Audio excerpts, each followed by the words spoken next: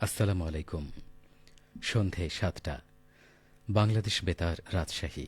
স্থানীয় সংবাদ পড়ছি মোহাম্মদ নুরুন্নবী।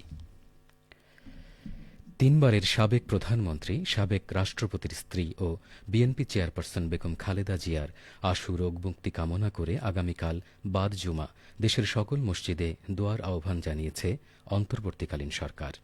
একই সঙ্গে দেশের সর্বস্তরের মানুষকে নিজ নিজ অবস্থান থেকে বেগম জিয়ার রোগমুক্তির জন্য দোয়া ও প্রার্থনার অনুরোধ করা হয়েছে। পাশাপাশি মন্দির, গির্জা ও প্যাগোডা সহ অন্যান্য ধর্মের উপাসনালয়ে সংশ্লিষ্ট ধর্মের রীতি ও আচার অনুযায়ী প্রার্থনারও আহ্বান জানানো হয়েছে। বগুড়া জেলা তথ্য অফিসের উদ্যোগে তারুণ্য নির্ভর নতুন বাংলাদেশ বিনির্মাণে এসো দেশ বদলাই, পৃথিবী বদলাই শীর্ষক আলোচনা সভা অনুষ্ঠিত হয়েছে। আজ জেলা পরিষদ অডিটোরিয়ামে এই আলোচনা সভা অনুষ্ঠিত হয়। সভায় সভাপতিত্ব করেন জেলা তথ্য অফিসের সিনিয়র তথ্য অফিসার মোহাম্মদ মাহফুজার রহমান। অনুষ্ঠানে প্রধান অতিথি হিসেবে উপস্থিত ছিলেন বগুড়া জেলা প্রশাসক মোহাম্মদ তৌফিকুর রহমান। তিনি বলেন, আগামীর বাংলাদেশ তরুণদের হাতে গড়ে উঠবে।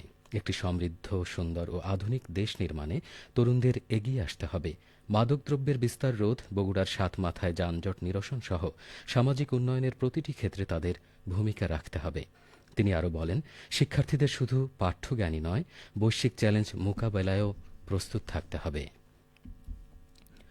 নারী ও কন্যার প্রতি সহিংসতা বন্ধে ঐক্যবদ্ধ হই, ডিজিটাল নিরাপত্তা নিশ্চিত করি, এই প্রতিপাদ্যে আন্তর্জাতিক নারী নির্যাতন প্রতিরোধ পক্ষ উদযাপন করা হচ্ছে নাটোরে।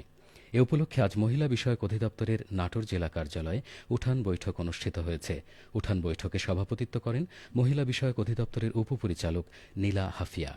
বৈঠকে বক্তব্য রাখেন মহিলা বিষয়ক অধিদপ্তরের প্রশিক্ষক সবুজ আরা, মোহাম্মদ ফরিদ মিয়া ও ফারজানা ববি। বৈঠকে বক্তারা বলেন, নারী ও কন্যার প্রতি সহিংসতা বন্ধে সমন্বিত প্রচেষ্টা জোরদার করতে হবে। বিশেষ করে অনলাইন প্ল্যাটফর্মে প্রতারণা বিষয়ে সতর্ক অবস্থানে থাকতে হবে নারীদের। এই লক্ষ্যে সচেতনতা সৃষ্টিতে সবাইকে দায়িত্বশীল ভূমিকা পালন করতে হবে। নওগাঁর ধামইরহাটে চলতি অর্থবছরে সরকারিভাবে আমন ধান ও চাল ক্রয়ের উদ্বোধন করা হয়েছে। আজ দুপুরে উপজেলা খাদ্য গুদামে কর্মসূচির উদ্বোধন করেন উপজেলা নির্বাহী কর্মকর্তা শাহরিয়ার রহমান। সংশ্লিষ্টগণ জানান, চলতি মৌসুমে উপজেলায় ৩৪ টাকা কেজি দরে সরাসরি কৃষকের কাছ থেকে ২১৮ মেট্রিক টন ধান ও ৫০ টাকা কেজি দরে মিলারদের কাছ থেকে ২৬৫ মেট্রিক টন চাল ক্রয় করা হবে। ২৮ ফেব্রুয়ারি পর্যন্ত ধান ও চাল ক্রয় করার কার্যক্রম চলবে। এতে একজন কৃষক সর্বনিম্ন ১২০ কেজি এবং সর্বোচ্চ ৩ মেট্রিক টন ধান সরকারি গুদামে বিক্রয় করতে পারবেন। সিরাজগঞ্জের চৌহালিতে ক্ষুদ্র প্রান্তিক কৃষকদের মাঝে বিনামূল্যে উফশী ধান বীজ ও সার বিতরণ করা হয়েছে। আজ উপজেলা কৃষি অফিসের উদ্যোগে ধান বীজ ও সার বিতরণ করা হয়। বিতরণ অনুষ্ঠানে প্রধান অতিথি হিসেবে উপস্থিত ছিলেন সিরাজগঞ্জের জেলা প্রশাসক মোহাম্মদ আমিনুল ইসলাম। তিনি বলেন, যমুনা নদীর চরাঞ্চল অধ্যুষিত উপজেলা চৌহালি কৃষিতে গুরুত্বপূর্ণ ভূমিকা রাখছে। এই অঞ্চলের ক্ষুদ্র ও কৃষকদের সমৃদ্ধ করতে পাশে থাকবে জেলা প্রশাসন। চৌহালি উপজেলা নির্বাহী অফিসার মোহাম্মদ হাসিবুর রহমানের সভাপতিত্বে অনুষ্ঠানে আরও উপস্থিত ছিলেন জেলা কৃষি অফিসার মোহাম্মদ জাহিদুল ইসলাম সহ বিভিন্ন দপ্তরের কর্মকর্তাগণ। রাজশাহীতে ১৮ ডিসেম্বর থেকে শুরু হচ্ছে আন্তঃ কলেজ ফুটবল টুর্নামেন্ট। ২২ ডিসেম্বর পর্যন্ত চলা এ নকআউট ভিত্তিক প্রতিযোগিতায় রাজশাহী বিভাগের ৮ জেলার সেরা কলেজ দল অংশ নেবে।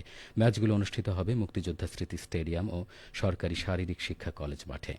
আজ বিভাগীয় কমিশনার কার্যালয়ের প্রস্তুতিমূলক সভায় লটারির মাধ্যমে ফিক্সচার চূড়ান্ত করেন বিভাগীয় কমিশনার ড আ.ন.ম বজলুর রশিদ। তিনি বলেন, তরুণ ফুটবলারদের বিকাশে এই টুর্নামেন্ট গুরুত্বপূর্ণ ভূমিকা রাখবে এবং রাজশাহী ৪ দিনব্যাপী ফুটবল উৎসবে মুখর থাকবে।